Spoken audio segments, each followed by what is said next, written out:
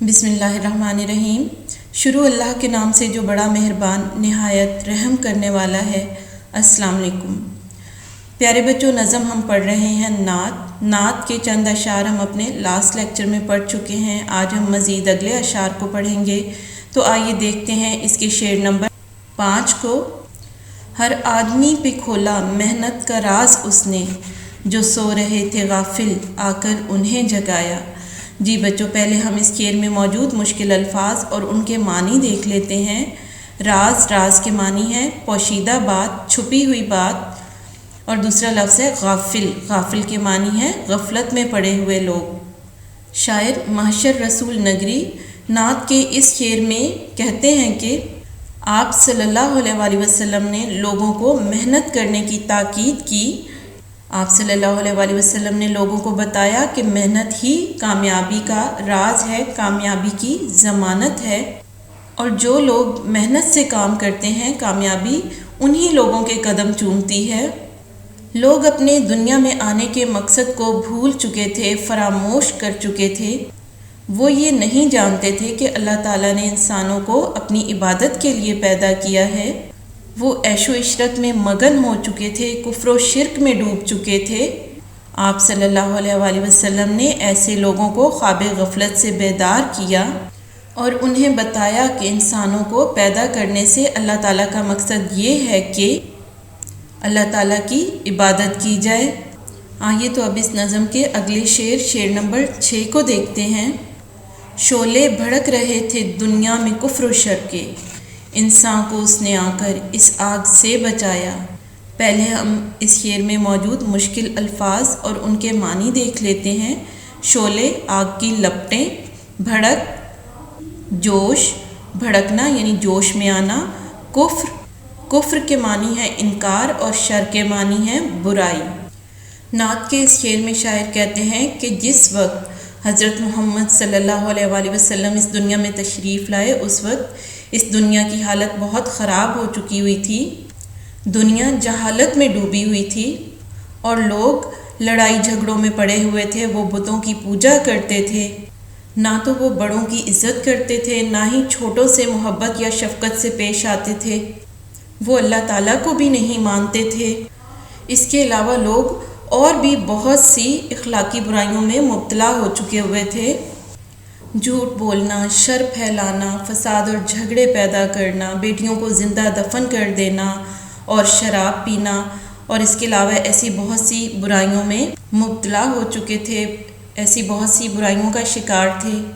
آپ صلی اللہ علیہ وسلم نے آ کر لوگوں کو ایک اللہ کی طرف بلایا، انہیں نیکی کا راستہ دکھایا۔ اس طرح لوگ برائی سے بچ گئے اور ان کی دنیا اور آخرت سنور گئی۔ آئیے تو اب اس نظم کے اگلے شعر کو دیکھتے ہیں۔ پھیلی جہاں میں ہر سو توحید کی شعائیں، مشرق بھی جگمگایا مغرب بھی جگمگایا۔ پہلے اس شعر میں موجود مشکل الفاظ اور ان کے معنی دیکھ لیتے ہیں۔ پھیلی، بکھری، ہر سو ہر طرف، مراد چاروں طرف، توحید اللہ تعالیٰ کو ایک ماننا، شعائیں کرنے، اور جگمگایا کے معنی ہے روشن ہو گیا۔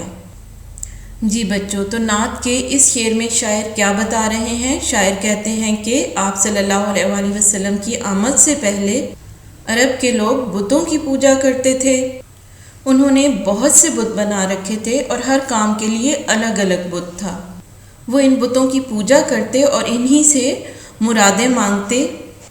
آپ صلی اللہ علیہ وسلم نے لوگوں کو بتوں کی پوجا کرنے سے منع فرمایا اور انہیں بتایا کہ اللہ تعالیٰ کی ذات ایک ہے، واحد ہے، اسی کی عبادت کرو، صرف وہی عبادت کے لائق ہے، اس کی ذات اور صفات میں کوئی شریک نہیں ہے، ہمیں صرف ایک اللہ کی عبادت کرنی چاہیے۔ آپ صلی اللہ علیہ وسلم کا یہ پیغام دنیا کے کونے کونے میں پہنچا اور ہر طرف توحید کا نور پھیل گیا۔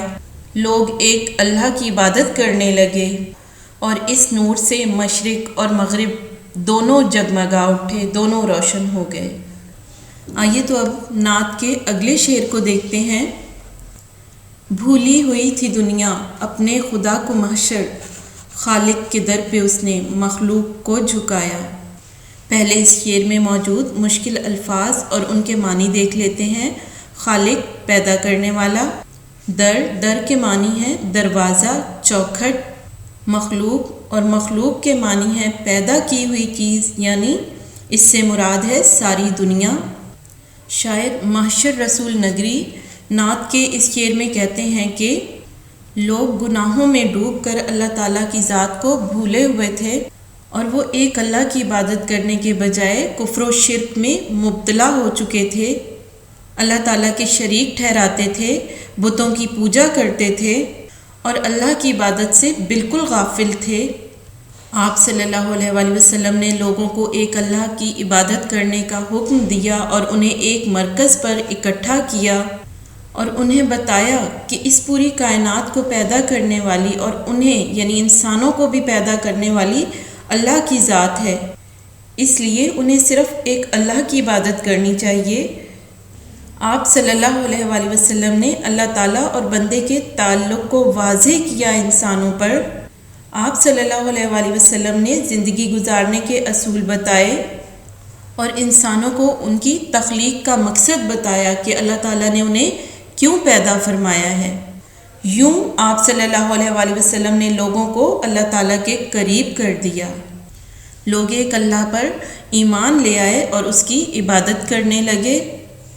بچوں یہاں پہ میں آپ کو ایک اور چیز بتا دوں کہ شاعر اپنا جو نام شاعری میں استعمال کرتے ہیں اسے تخلص کہتے ہیں۔ یہاں پہ بھی شاعر نے اپنے تخلص کو شاعری میں استعمال کیا ہے، یعنی انہوں نے نظم کے آخری شعر میں اپنا نام محشر استعمال کیا ہے، تو یہ ان کا تخلص ہے۔